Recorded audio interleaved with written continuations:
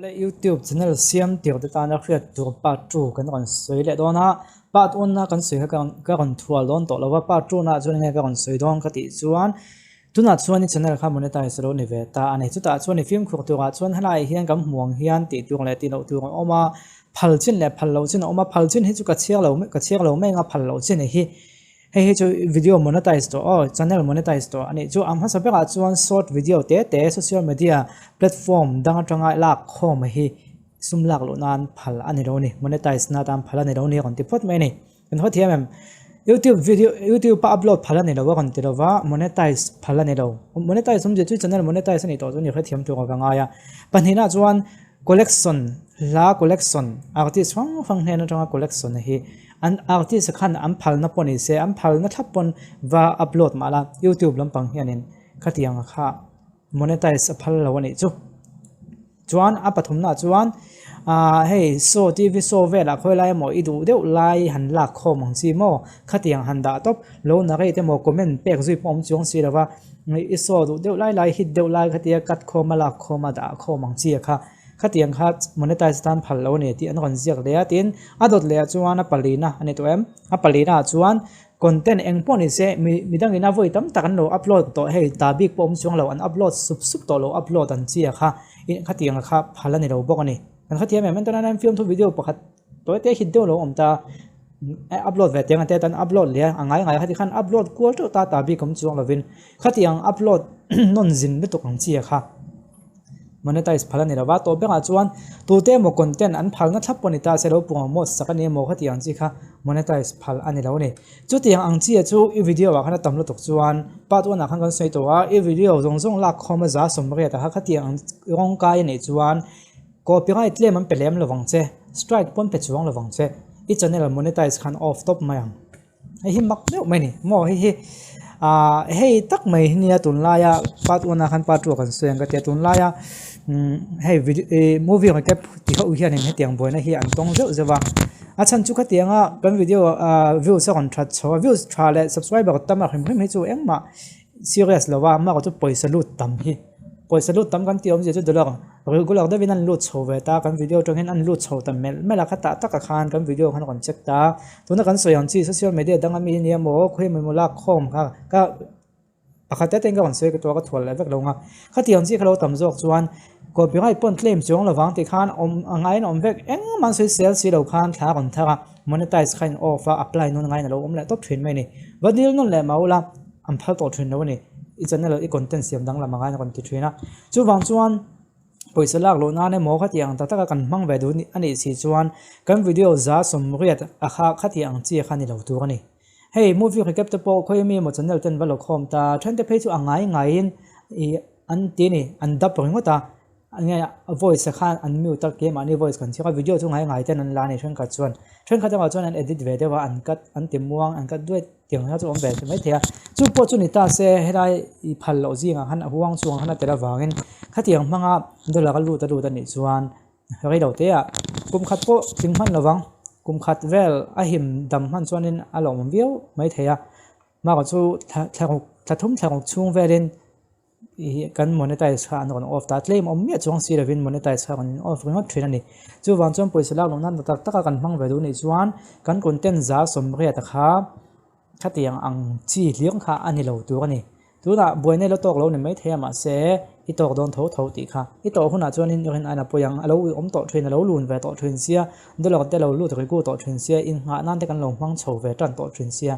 monetization an off dei kha chu ui om du reu mai ni ti kha no khoi ta la chu tun lai movie recap tam takina an tonan ya ten ka te pe chu an kon claim no ta trainer strike 10% to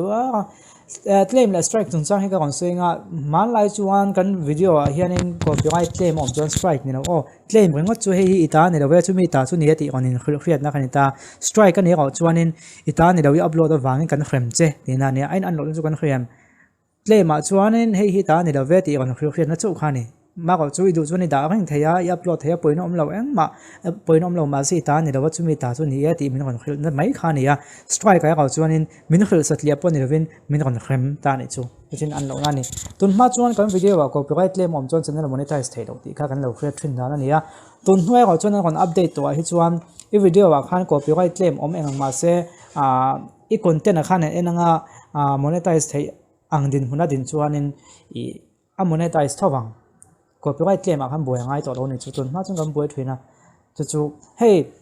until nan copyright claim a buai ngai lo ko ti om zia chuan mi hla ngai upload te mi video ngai upload te an du lai sin lo cut saka lo upload chong te kha tiang kha chu a hlom thowa ma se chi tiang ni lo hey fair de om man hi om beta ni khoi moi trend ten an ron zina in zin na vela khan background music a supply da to sia supply da ta khang chi te kha chu a hlom lo chan chu mi content ngai vala ni lovin I video kha ti khan en nuam tu kan CMI edit call vela chu mi tu ga I som bol na ani wang khan a poina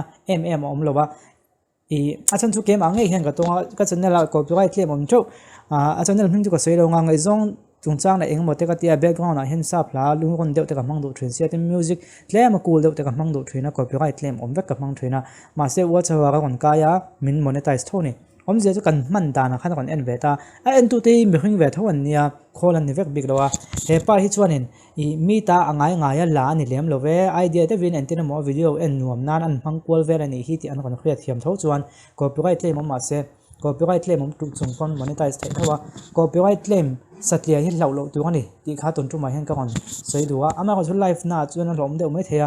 live ni lo he video kan da pa nga hi chuan sa pho la background na kan lo mang ani mo tu ten mo an lo ti ne mo man la yang khan ni chia to lo ni ton din huna khai chuan kina update a on om lengam chu ka khailawa chu ka kon sei du ani bokani engponi se part 3 na adang kan sei bel lenga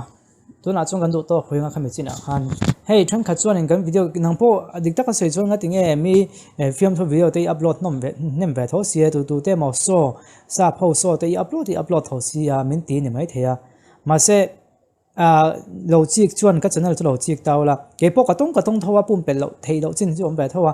ama ko chu akar lak lo hian video ho te mi en du tu pon ni lem lo ka kon je tel je hi tam tak chuin khai mai theya than kha te page on kha thiam lovin upload tu khela em ai tiang tu ma kan em pe lo ti comment te potamani mi en tan khum khima ti kan ni lawa om je zo ka chuanin kha tiang ang claim sensitive de helaya am phal lo jing category tel ve sia kha kan da thrin sia ke ni chuan content mumal big content unique deu news report na te ni lawa I khatiang chi channel khani ve chi lawa kan channel he chu hey mizo YouTube channel tamjok te chu news report ang deu news report ang nang kala hang te chu original content ang deu te pura nei thei thawa ke ni news report kan nei lawa kan du kan upload ko la film so video collection te khoilai TV show mi te mo te kan upload a tin ani ro le khatiang chi khanin mi content ami ti khang kan la kan lo comment ve a ti khang kan lo ti ve thina chu mi ni wang chuan helai phal lo jinga kha khan min rin rut ve thoni chu ni wangin kan channel khan khema to lo nan alak lo khan kan video ho te ho chang ka chu ho te mu nam lem lo te pon yang ka da ka kon da ve sek thina ne kha to ken inga tinge ka ti chung ka video zong la khoma za somria ta kha I khatiang phal lo chi ani lo nan alak lo khan video dang ke ma angen yang hemi YouTube danena phal ina YouTube danena phal chinina akin lo thei si video kha alak lo hian n2 om thalo chungin ka kon da zel thina ni chu chunga chang ka ti chung ka channel him theina na ni chu than khatam tak chung kan kha thiam lo a tiang he chu kon da to lo la mu nom lo em kan en pe chung lo view sa that chung lo hi te pon ti me theya ma ko chu ka channel him na kon da ka ni chan chu na kina ka channel kon view huna ka video khan en ang an exam nga atam zo ka kha am phal lo wang lo ni kha chu min monetize khan off me do na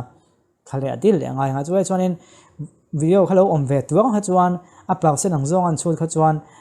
za som nga vel chu ani hi mole tiang ani kha chung ngai tha thiam theina te kha om ve thein chu an khre thiam thei dan zong ko soini chu wang chuanin content enga mo tuna a phal lo ka kon soi den ang chi content nei si content dang nei dan du kha si ro po khan en video ho te ma ni siam leo mo YouTube pinan claim du lo tu an claim lo tu kha angen YouTube pina an phal lo zinga an rin tel lo tu kha akak lok han ze eve chang tu ni chu hemi a phal chi lo pathum kan upload ani chuan khami an phal za ha pani tal upload tel ve zel tu ni chu ani lo chuanin nge ai in recover nge nang ai khu moi thei don lo ni chu lai te chu hey vabum kan va buma ni ve om bang me chu mo kha thuak man ve ngai ni ole part 3 na chen hi kan soyang kan ti chuan part 3 na chuan kan poisa lut to sa hi abo duak ve thei ni kan poisa lut to sa hi bo duak thei mai lut vek to si kha bo le dei theya chumi bo dei thei dan chu kan kon soi chho don ni part 3 na kan mu le don ya